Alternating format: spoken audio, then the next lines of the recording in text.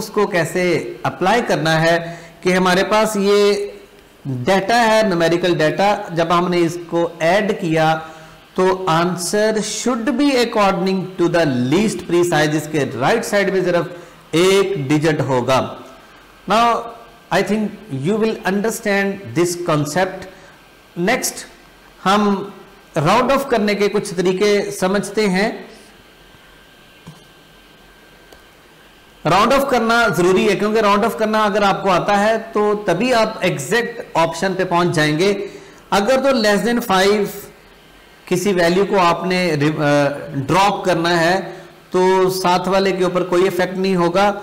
अगर more than 5 है तो 1 डिजिट ऐड हो जाता है। जैसे फॉर एग्जांपल 7.356, 6 को खत्म करोगे तो ये 6 हो जाएगा, और अगर ये 3 को खत्म करेंगे तो 7 के ऊपर कोई इफेक्ट नहीं पड़ेगा। लेकिन अगर 5 है तो फिर 5 के साथ देखें, अगर ऑड है तो एडिशन हो जाएगी, अगर इवन है तो कोई इफेक्ट नहीं होगा। जैसे ये 5, इसको खत्म करें तो ये 6 की सेहत पे कोई फर्क नहीं पड़ेगा, लेकिन इस 5 को खत्म करने से 7 8 हो जाएगा।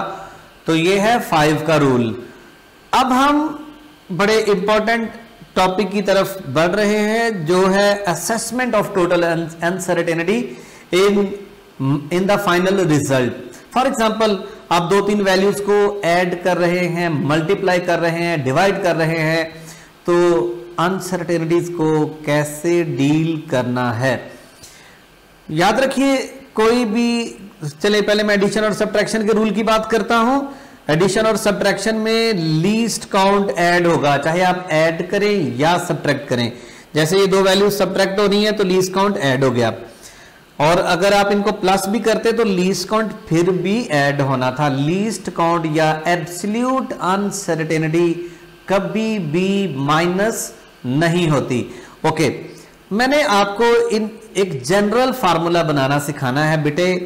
कोई भी क्वांटिटी ऐसे लिखी जाती है, सपोज x क्वांटिटी को आपने लिखना है तो actually x plus minus delta x होगा। यू नो, कोई भी मेजर्ड वैल्यू 100% सर्टन नहीं होती, उनमें कुछ ना कुछ अनसर्टेनिटी होती है, तो ये उसकी अनसर्टेनिटी है। इस तरह अगर मेरे पास एक y वैल्यू है तो y को मैं लिखूंगा y plus minus delta y। So you should remember delta x and delta y, these are uncertainties. अगर आप x प्लस y करेंगे तो वो होगा x प्लस y में, ये x प्लस y में प्लस माइनस होगा delta x plus delta y, यानी अनसर्टेनिटीज ने ऐड होना है। और अगर आप करते हैं x माइनस वाई तो x माइनस वाई, ये तो 2 वैल्यू सब्ट्रैक्ट होंगी, लेकिन अनसर्टेनिटीज ने फिर भी ऐड ही होना है। तो ये फार्मूला बन गया। ये जैसे मैंने आपके सामने ये एग्जांपल रखी है और ये मैंने उसका फार्मूला बना दिया। अगर मैं आपसे कहूं कि बेटा इसकी परसेंटेज अनसर्टेनिटी फाइंड करें, तो अब जरा फार्मूला समझिएगा। सपोज ये x है, सपोज ये y है, so what is this, delta x plus delta y। अगर आपसे कहा जाए परसेंटेज अनसर्टेनिटी फाइंड आउट करें, तो परसेंटेज अनसर्टेनिटी कैसे फाइंड करेंगे? इसकी परसेंटेज अनसर्टेनिटी अगर आपने फाइंड करनी है तो what is this, this is x minus Y, and what is this, delta x plus delta y। तो परसेंटेज अनसर्टेनिटी फाइंड करने का क्या तरीका होता है? लीस्ट काउंट, जैसे ये 0.3 है ओवर 2.0, तो मैं इसको फार्मूला की शक्ल में लिखना चाहता हूं तो ये होगा delta x plus delta y over x minus y। तो अगर 2 वैल्यूज प्लस हो रही हैं या माइनस हो रही हैं तो उनका परसेंटेज एरर फाइंड करने का फार्मूला क्या होगा? ये तो थी प्लस, सॉरी ये माइनस होने वाली की थी। अगर आप प्लस की बात करते हैं तो डेल्टा x ऊपर लीस्ट काउंट, वो तो प्लस ही होना है, over x plus Y into 100। तो ये है परसेंटेज अनसर्टेनिटी फाइंड करने का तरीका, अगर 2 वैल्यूज ऐड हो रही हैं या सब्ट्रैक्ट हो रही हैं। अब मल्टीप्लिकेशन और डिवीजन का रूल, मल्टीप्लिकेशन और डिवीजन में अनसर्टेनिटीज ऐड नहीं होती, क्या ऐड होता है? Percentage uncertainties. Fractional uncertainties add होगी। जैसे आपके पास है वोल्टेज, ये उसकी मेजर्ड वैल्यू, ये उसका लीस्ट काउंट, ये करंट और ये करंट का लीस्ट काउंट। अब हमें क्या फाइंड आउट करना है, रेजिस्टेंस फाइंड करनी है या हमें पावर को फाइंड आउट करना है। इन दोनों के लीस्ट काउंट ऐड नहीं हो सकते क्योंकि इनका यूनिट डिफरेंट है। वोल्टेज में कभी करंट ऐड नहीं हो सकता। फिर हमें क्या करना पड़ेगा, परसेंटेज एरर ऑफ वोल्टेज। ये परसेंटेज एरर किसका है, वोल्टेज का, और ये परसेंटेज एरर किसका है, करंट का। तो इन दोनों के परसेंटेज एरर्स को हमने ऐड किया। मैं अगर आपसे कहूं बेटा फार्मूला बनाए in general, suppose x into Y, दो चीजें मल्टीप्लाई हो रही हैं, तो इनका परसेंटेज एरर कैसे डील करेंगे, डेल्टा x ओवर x, ये है एरर किसमें, x में, plus delta y over y whole multiply by 100।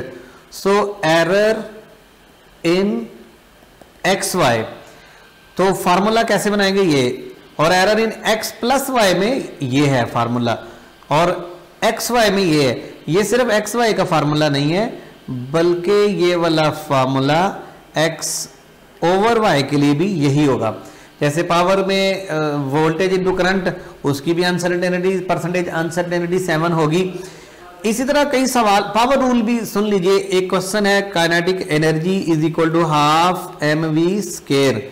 Suppose आपको गिवन होता है कि मास में अनसर्टेनिटी है 1%, वेलोसिटी में है 2%, तो काइनेटिक एनर्जी में कितनी होगी, तो पावर मल्टीप्लाई होगी पहले उसके एरर के साथ, फिर वो ऐड होगा।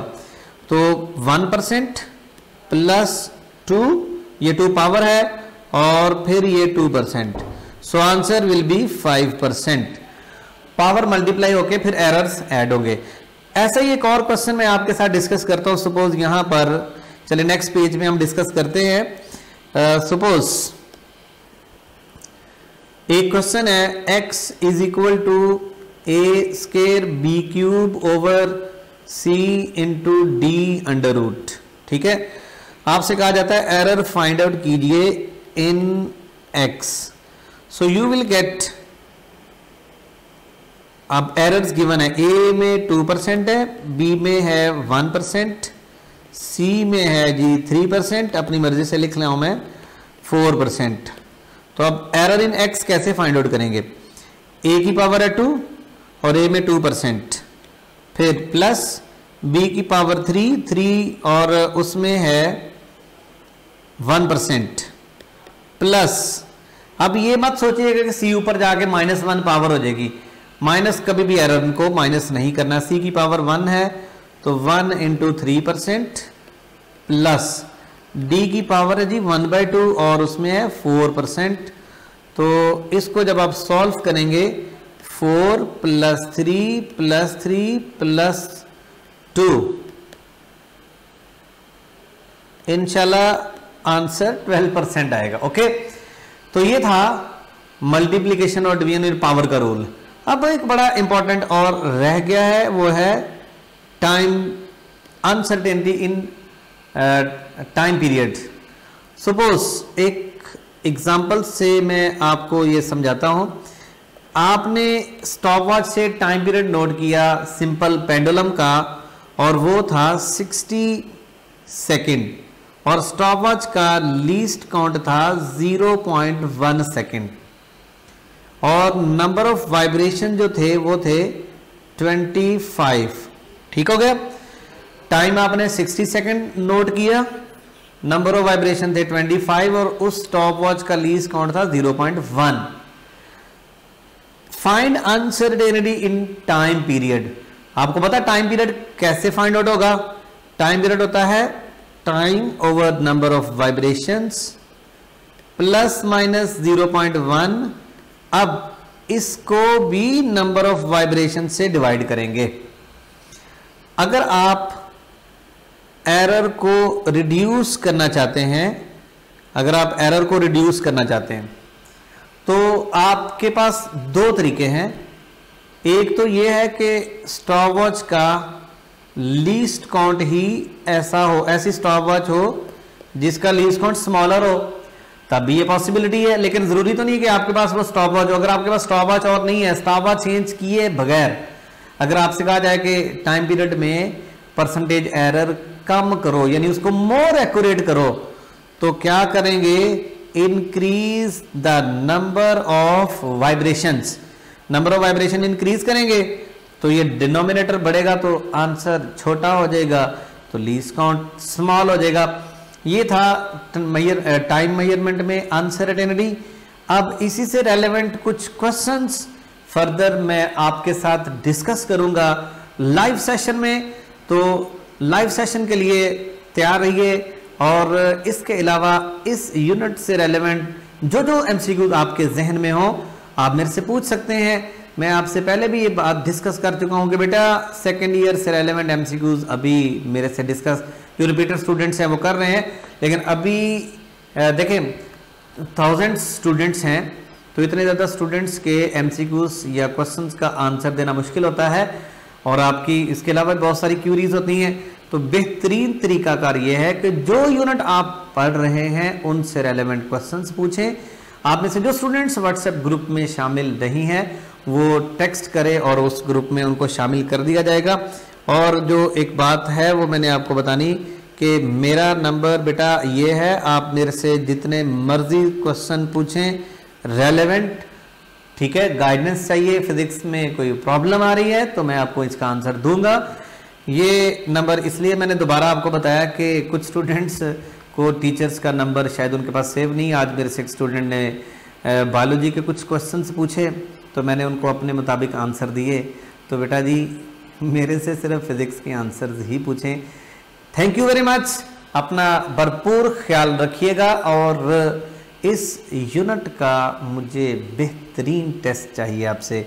अभी इससे रेलेवेंट कुछ चीज़ें मैं आपके साथ और डिस्कस कर लूँगा अगली एक वीडियो में, कुछ एमसीक्यूज़ को। अल्लाह हाफिज़।